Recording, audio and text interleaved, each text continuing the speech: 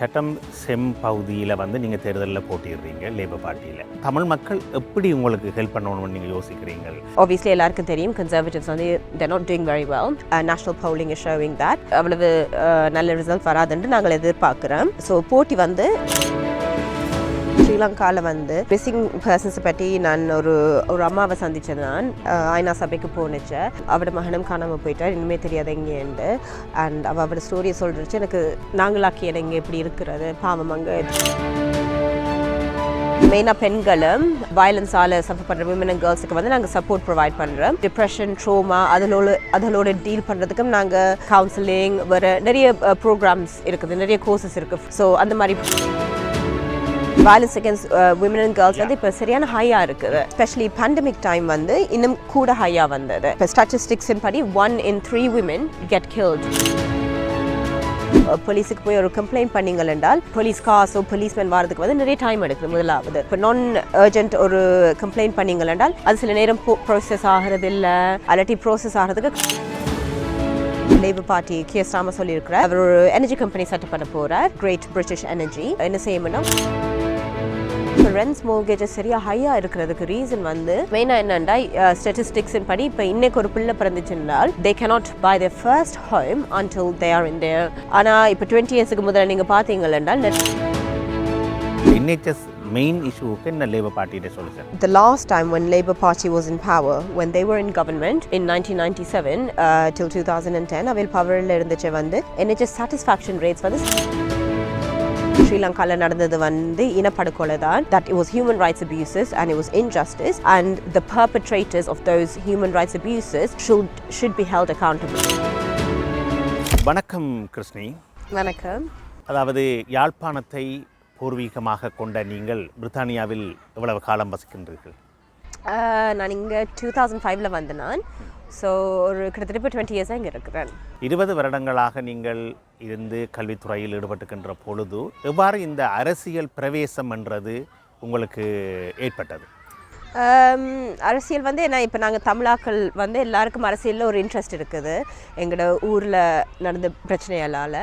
So சின்னலேருந்து எனக்கு I was very politically alert. அப்படி கொஞ்சம் கொஞ்சமாக பில்ட் பண்ணி கொண்டு வந்துச்சு. நான் டிஃப்ரெண்ட் கண்ட்ரீஸில் இருந்திருக்கிறேன். ஓமானில் இருந்திருக்கிறேன், இந்தியா, ஸ்ரீலங்கா, மால்டீவ்ஸ், இப்போ ஜெர்மனி, என் கடைசியில் இப்போ யூகேல இருக்கிறேன். ஒவ்வொரு கண்ட்ரிலேயும் வந்து எனக்கு வித்தியாசம் தெரிஞ்சது. ஒரு நல்ல பொலிட்டிஷியனாக இருந்தால் அல்லது கெட்ட பொலிட்டிஷியனாக இருந்தால் எப்படி அது மக்களுக்கு எஃபெக்ட் பண்ணுமெண்டு. அதனால எனக்கு எப்போவுமே பொலிட்டிக்ஸில் ஒரு இன்ட்ரெஸ்ட்.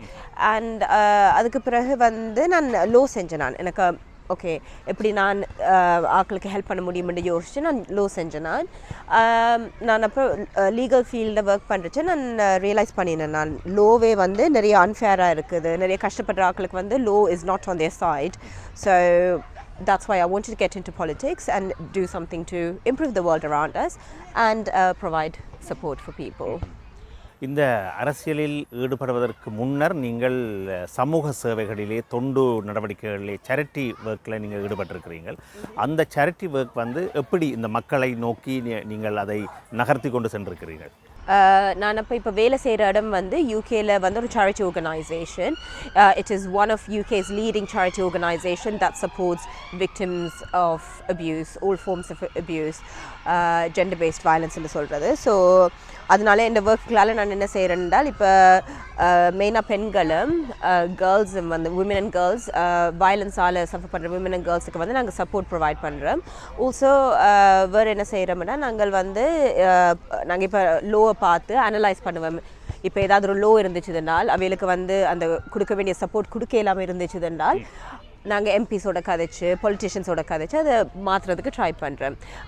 இப்போ ரீசெண்டாக வந்து எங்களுக்கு நடந்த ஒரு பிரச்சனை என்ன, நிறைய பெண்கள் வந்து இந்த கண்ட்ரிக்கு வந்து ஸ்ரீலங்காவோ, India, Pakistan, Bangladesh, Vietnam, African கண்ட்ரீஸ்லேருந்து வாரச்சு அவைகளுக்கு வந்து இந்த கண்ட்ரியில் வீசா இல்லை. அப்போ அவைகளுக்கு ஏதாவது வயலன்ஸ் நடக்குதுன்றால் and if they need to live independently அவைகளுக்கு அது கஷ்டமாக இருக்குது. ஏன்னா அவைகளுக்கு கஷ்டமாக இருக்குது. அவைகளுக்கு இங்கே பெனிஃபிட்ஸ் கிடைக்கிறது இல்லை, இல்லாட்டி வேறு NHSலேருந்து ப்ராப்பராக கேர் கிடைக்காது.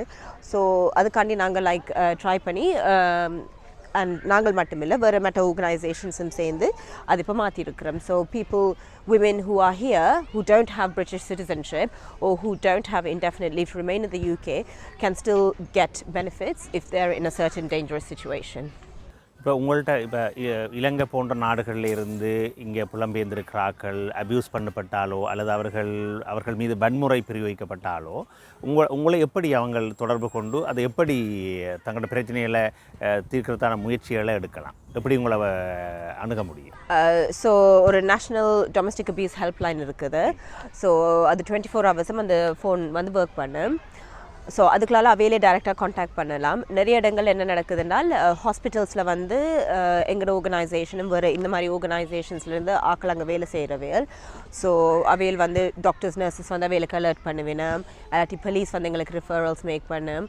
அப்படி ஒவ்வொரு டிஃப்ரெண்ட் ஏரியாவிலேருந்து எங்களுக்கு வரும்.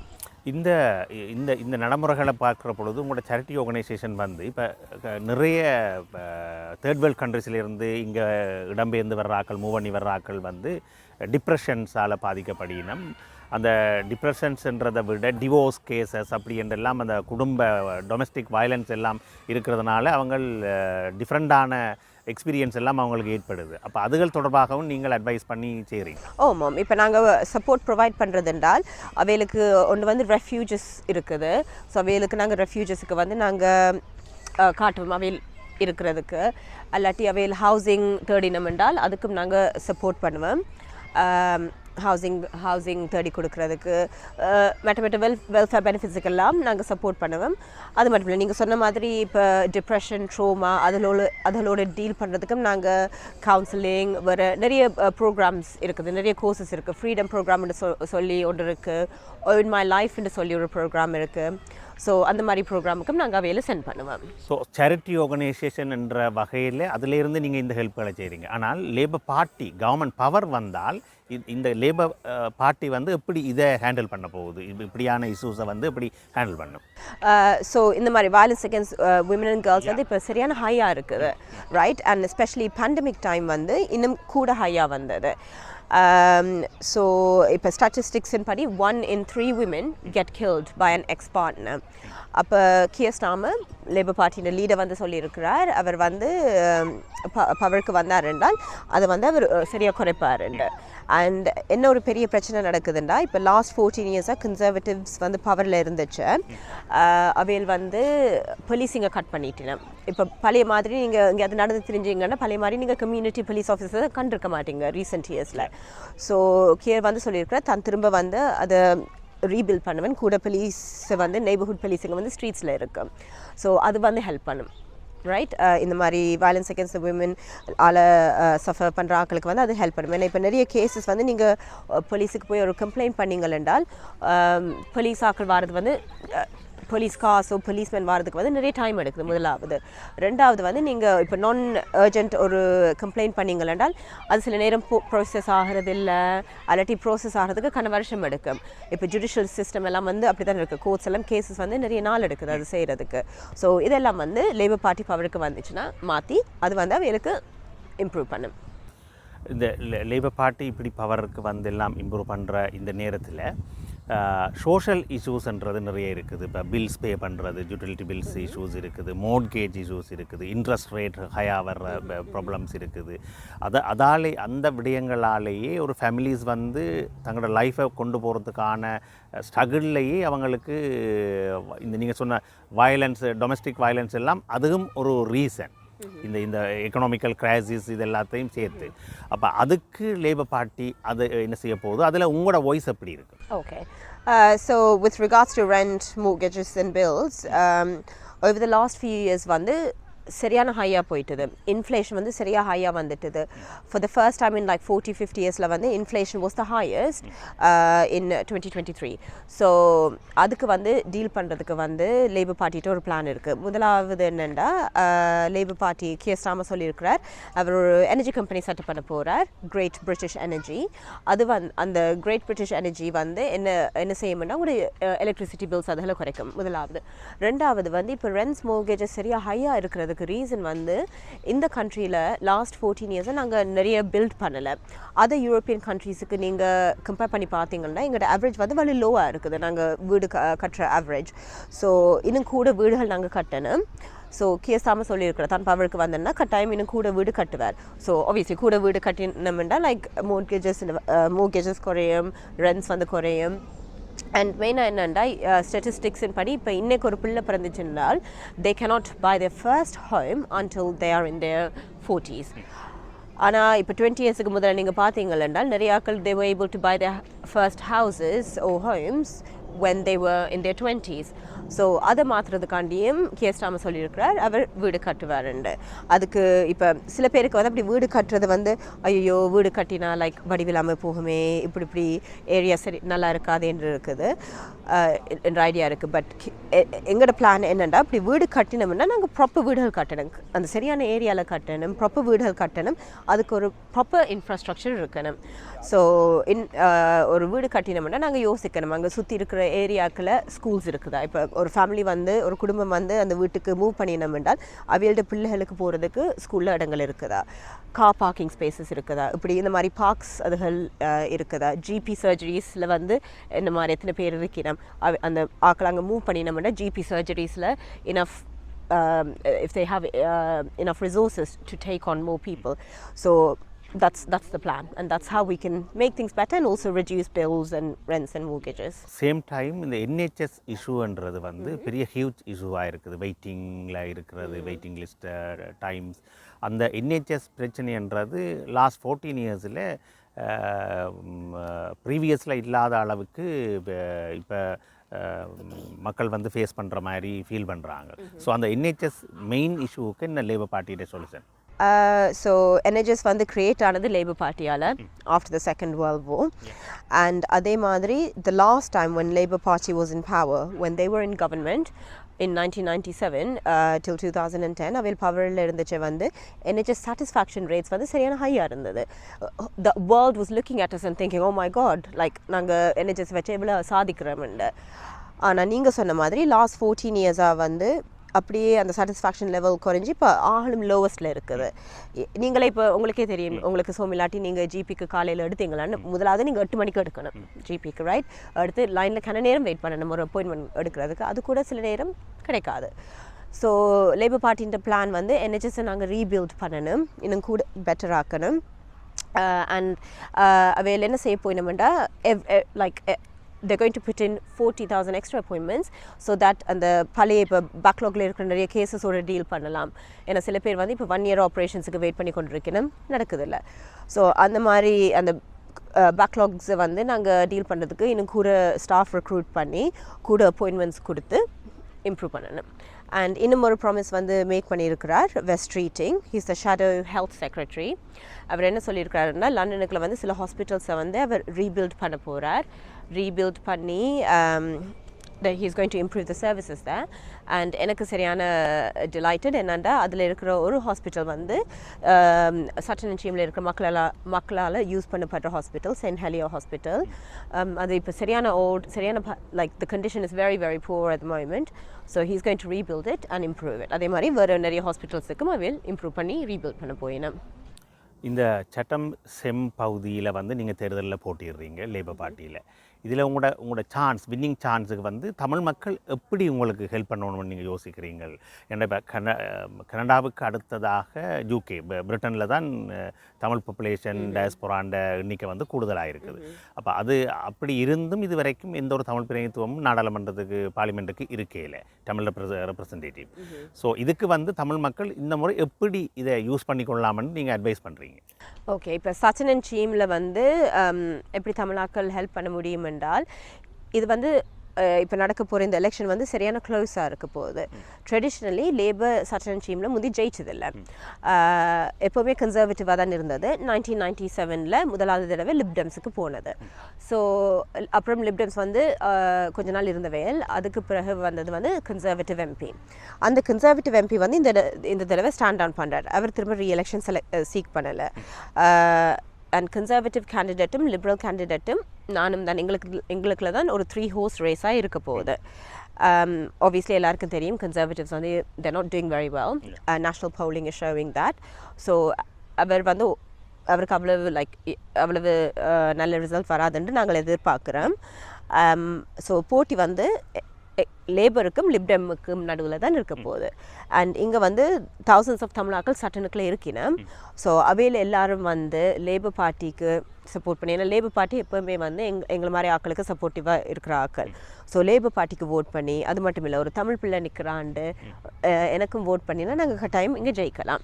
இல்லை, இப்போ ஜென்ரலாக வந்து இந்த லேபர் பார்ட்டி அல்லது கன்சர்வேட்டிவ் வந்து 2 பொலிசி வைஸாக இருந்த பிரிவு வந்து இந்த முறை நீங்கள் நினைக்கிறீங்களா தமிழ் என்ற அந்த உணர்வோட தமிழ் ஓட்டர்ஸ் வந்து எந்த பார்ட்டிஸ்ன்றதுக்கு ப்ரிஃபரன்ஸ் கொடுக்காம உங்களுக்கு ஓட் பண்ணணுமென்று அதில் வருவாங்கன்னு நீங்கள் நம்புறீங்களா? கட்டாயம் நம்புகிறேன். ஏன்னா இப்போ லாஸ்ட் ஃபியூ வீக்ஸாக எத்தனையோ தமிழ் ஆக்கள் வந்து எவ்வளவோ ஹெல்ப் பண்ணிட்டினோம். டோர் நாக்கிங்குக்கு ஹெல்ப் பண்ணிட்டினோம், டோர் நாக் பண்ணி ஆக்களோட கதைக்கிறது, அல்லாட்டி லீஃப்லெட்டிங்குக்கு ஹெல்ப் பண்ணியிருக்கணும், கேம்பெயினுக்கு வந்து ஃபண்ட்ஸ் ரைஸ் பண்ணுறதுக்கு ஹெல்ப் பண்ணியிருக்கணும். Like I've been very overwhelmed. I'm very touched to see the support. என்னடா எங்களுக்கு வந்து ஸ்ரீலங்காவில் வந்து நாங்கள் நிறைய கஷ்டப்பட்டுருக்குறோம். அதனால வந்து இப்படியான விஷயங்கள் நடக்கிறச்சு உடனே நாங்கள் ஒன்று சேர்றோம். எங்களோட ட்ரோமாவில் we have shared trauma and that shared experience makes us united and strong. So last few weeks-ஆக கிட்டத்தட்ட ஒவ்வொரு நாளும் அட்லீஸ்ட் ஒரு 5 தமிழாக்களாவது வந்து ஹெல்ப் பண்ணுவேன். அதே மாதிரி வந்து லைக் வீக்கெண்ட்ஸ்ன்னு வந்துச்சுன்னா ஒரு 30-40 தமிழாக்கள் வந்து வேறு விஷயங்களுக்கு ஹெல்ப் பண்ணினோம். அதை விட எனக்கு தெரியாத ஆக்களும் நிறைய ஹெல்ப் பண்ணி கொண்டு இருக்கணும். ஸோ இதில் எல்லாருக்கும் வந்து ஃபர்ஸ்ட்லி ஒரு பெரிய தேங்க்ஸ். அண்ட் கட்டாயம் அவள்கிட்ட சப்போர்ட் இருக்குது, எனக்கு நம்பிக்கை இருக்கு அவையில் கட்டாயம் வந்து எனக்கு ஓட் பண்ண வேணும்ண்டு. இந்த தமிழ் மக்கள் ஓட் பண்ண வேணுமென்றதுன்ற அவசியம் இந்த முறை லேபர் பார்ட்டிக்கு அல்லது தமிழ் என்றதுக்கு அப்பால் நீங்கள் 55வது 55th UN இதுக்கு போயிருக்கிறீங்கள், மனித உரிமை கூட்டத்தொடருக்கு போயிருக்கிறீங்கள். அந்த போனதனுடைய நோக்கம் என்ன? அதில் நீங்கள் என்னத்தை சக்ஸஸ் பண்ணீங்க? ஸோ அதுக்கு போனது அந்த நோக்கம் வந்து என்னென்னா, எங்களோட ஸ்ரீலங்காவில் வந்து ஹியூமன் ரைட்ஸ் அப்யூசஸ், இன்ஜஸ்டிசஸ் எங்களோட ஆக்களுக்கு எதிராக வந்து நிறைய நடந்திருக்குது. அதுக்கு இன்னும் வந்து ஒரு ப்ராப்பர் சொல்யூஷன் வந்து வரலை, அக்கௌண்டபிலிட்டி இன்னும் வரலை. ஸோ அதுக்காண்டி தான் நான் அங்கே போனேன், to talk to like people from different countries, politicians, ambassadors, diplomats from different countries, to put தமிழாக்களில் வந்து மேப்பில் போடுறதுக்கு அவைகளுக்கு என்ன நடந்ததுன்னா அவைகள் தெரிஞ்சு கொள்ளணும், தெரிஞ்சு அதுக்கு எங்களுக்கு ஒரு தீர்வு கட்டாயம் வரணும்.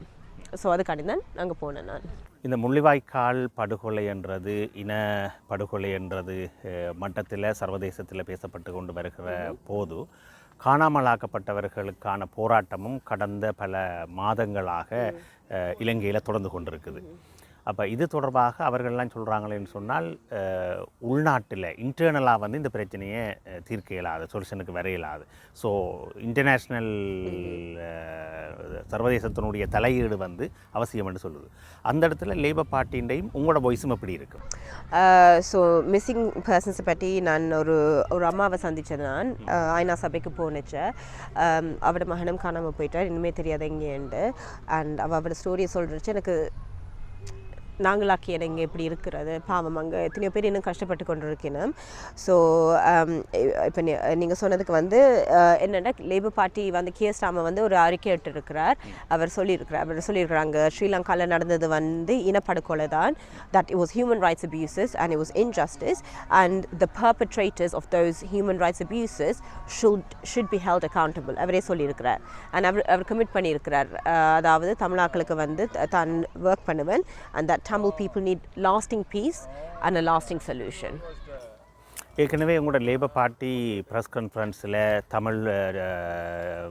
தமிழ் ஃபார் லேபர் என்ற அந்த இதில் பேசப்பட்ட விடயங்கள் எல்லாம் சொல்லியிருக்காங்க. கன்சர்வேட்டிவோட கம்பேர் பண்ணிக்கல லேபர் பார்ட்டி தான் தமிழ் மக்களுடைய பிரச்சனைகளில் கூடுதலான கவனம் செலுத்தி இருக்குது, UN ரெசல்யூஷனில் கூடுதலான ப்ரெஷரை கொடுத்துருக்குது என்று சொல்லியும், லேபர் பார்ட்டி முதல் போர் நடந்து கொண்டிருக்கைகளையும் லேபர் பார்ட்டி தான் அதுக்காக குரல் கொடுத்தன்னு சொல்லியும் சொல்கிறாங்க. அப்போ அது அந்த அந்த ப்ரெஷர் வந்து இந்த இந்த இந்த இந்த தடவை நீங்கள் வந்து மிக பெரும்பான்மையோட மெஜாரிட்டியாக வெல்றன்ற ஒரு கருத்து கணிப்புகள் எல்லாம் இருக்கிற நேரத்தில் பவருக்கு வந்தால் இது எல்லாத்தையும் நீங்கள் ஒரு பார்லிமெண்ட்டுக்கு தெரிவு செய்யப்பட்டு எம்பி ஆக்கி தெரிவு செய்யப்பட்டால் உங்களோட இதில் வந்து உங்களோட செயற்பாடு எப்படி இருக்குது? கட்டாயம் என்ற செயற்பாடு வந்து அதாவது எங்களோட தமிழ் ஆக்களுக்கு எங்களுக்கு ஒரு தீர்வு தேவை, எங்களுக்கு நடந்த அப்யூசஸுக்கு எதிராக வந்து ஒரு அக்கௌண்டபிலிட்டி தேவை. ஸோ அதுக்கு நான் கட்டாயம் புஷ் பண்ணுவேன். நிறைய ஆர்கனைசேஷன்ஸ் வந்து இப்போ நிறைய நல்ல நல்ல விஷயங்கள் செஞ்சு கொண்டிருக்கிறோம் to advance the Tamil agenda. ஆனால் இது வரைக்கும் ஒரு தீர்வு கிடைக்கல. ஸோ இப்போ பார்லிமெண்ட்டுக்குள்ள வந்து எங்களோட குரல் கேட்டு பார்லிமெண்ட்டில் ஒரு தமிழ் எம்பி இருந்தால் அதை கூட புஷ் பண்ண முடியும். அதுவும் ஒரு லேபர் எம்பி இருந்தால் இன்னும் கூட நல்ல. ஏன்னா போல்சன் படி நீங்கள் சொன்ன மாதிரி probably gear Starmer labour leader தான் ப்ரைம் மினிஸ்டராக இருக்க போகிறார். ஸோ ஒரு தமிழ் லேபர் எம்பி அதுக்குள்ள இருந்தோம்னா கியர் ஸ்டார்மரோட டைரக்டர் லியேஸ் பண்ணி அந்த லிங்க் இருக்கும் எங்களோட தமிழாக்களோட பிரச்சனைகளை வந்து அவருக்கு கொண்டு வந்து அதுக்கு ஒரு தீர்வு கிடைக்கிறதுக்கு. குறிப்பாக இந்த அசைலம் சீக்கர்ஸ், அரசியல் தஞ்சம் கோருகிறவர்கள் அல்லது நாட்டிலே தஞ்சம் கோருகிறவர்களை வந்து ருவாண்டாவுக்கு அனுப்புகிற பிரச்சனைன்றதில் வந்து கன்சர்வேட்டிவ் லேபர் பார்ட்டிக்கு இடையிலான சில மைனூட்டான விஷயங்களில் தான் மாற்றம் இருக்குன்னு சொல்கிறாங்க. இப்போ லேபர் பார்ட்டி இப்போ ஏற்கனவே இந்த நாட்டுக்குள்ளே பிரவேசித்திருக்கிற அரசியல் தஞ்ச கோரிக்கையாளர்கள் தொடர்பாக லேபர் பார்ட்டியின் டிசிஷன் என்னவாக இருக்கும், அதில் உங்களோட செயற்பாடு எப்படி இருக்குமேண்டா நீங்கள் ஸ்ரீலங்கன்ஸும் அதில் இருக்கிறாங்க, நாடு கடத்தப்படுற சூழ்நிலையில் இருக்கிறாங்க. அப்போ அதில் உங்களோட நிலைப்பாடு எப்படி இருக்குது? ஸோ லேபர் பார்ட்டி ஏற்கனவே சொல்லிட்டது தாங்கள் பவருக்கு நாங்கள் பவருக்கு வந்தோமென்றால் இந்த ருவாண்டா பாலிசியை வந்து நாங்கள் ஏற்றுக்கொள்ள மாட்டோம், நாங்கள் அதில் ஆக்கள் ருவாண்டாக்கு அனுப்ப மாட்டோம். அண்ட் என்னடா நிறைய காசு அதில் நாங்கள் ஸ்பெண்ட் பண்ணுறோம். பட் இப்போ ரிஷி சுனாக்கும் கன்சர்வேட்டிவ்ஸும் இப்போ காட்டிட்டினம் அதில் பிரயோசனம் இல்லையாண்டு அந்த காசு வந்து நாங்கள் வேறு ஏதாவதுக்கு போடலாம், ஒன்று என்ஹெச்எஸ்க்கு போடலாம், அல்லாட்டி போலீசிங்குக்கு போடலாம், நிறைய விஷயங்களுக்கு போடலாம். ஸோ லேபர் பார்ட்டி இதை கிளியராக சொல்லிட்டது, they won't act or they won't send anyone to Rwanda.